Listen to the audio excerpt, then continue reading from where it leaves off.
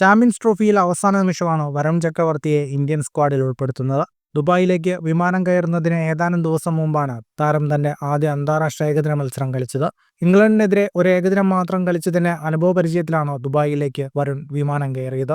ആദ്യ ലെവലിൽ താരം അവസരം പോലും പ്രതീക്ഷിച്ചിരുന്നില്ല. സ്പിന്നിന് അനുകൂലമായ പിച്ചിൽ പതിവ് രീതിയിൽ നിന്ന് വ്യത്യസ്തമായി 4 സ്പിന്നർമാരെ കളിപ്പിക്കാനുള്ള തീരുമാനമാണ് വരുണിന് അന്തിമ ലെവലിൽ ഇടം നൽകിയത്. ടീം മാനേജ്മെന്റിന്റെ പ്രതീക്ഷ വരുൺ തെറ്റിച്ചില്ല.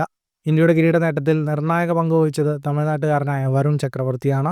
സെമിയും ഫൈനലും അടക്കം കളിച്ച 3 മത്സരങ്ങളിൽ നിന്ന് 9 വിക്കറ്റുകളാണ് താരം കറക്കി വീഴ്ത്തിയത്. കിരീട നേട്ടത്തിന്റെ തിളക്കത്തിൽ നിൽക്കെയാണ് താരം കരിയറിൽ നേരിട്ട മോശം അനുഭവത്തെക്കുറിച്ച് തുറന്നു പറഞ്ഞിരിക്കുന്നത്. 2021 T20 ലോകകപ്പിൽ ഇന്ത്യ നോക്കൌട്ടിലെത്താതെ പുറത്തായപ്പോൾ ഒട്ടേറെ ഭീഷണി സന്ദേശങ്ങൾ ലഭിച്ചതായി വരുൺ വെളിപ്പെടുത്തി. ഇന്ത്യയിൽ കാലുകുത്താൻ അനുവദിക്കില്ലെന്ന തരത്തിൽ ഭീഷണി സന്ദേശങ്ങൾ ലഭിച്ചു.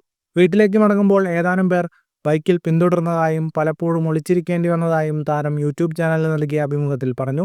IPL പ്രകടനത്തിന്റെ അടിസ്ഥാനത്തിലാണ് താരം 2021 T20 ലോകകപ്പിനുള്ള ഇന്ത്യൻ ടീമിലെത്തുന്നത്. ഏറെ പ്രതീക്ഷയോടെ ടീമിലെത്തിയ വരുൺ തീർത്തും നിരാശപ്പെടുത്തി. ഒറ്റ വിക്കറ്റ് പോലും താരത്തിന് നേടാനായിരുന്നില്ല. കൂടുതൽ ക്രിക്കറ്റ് വാർത്തകൾക്കായി ചാനൽ സബ്സ്ക്രൈബ് ചെയ്യൂ.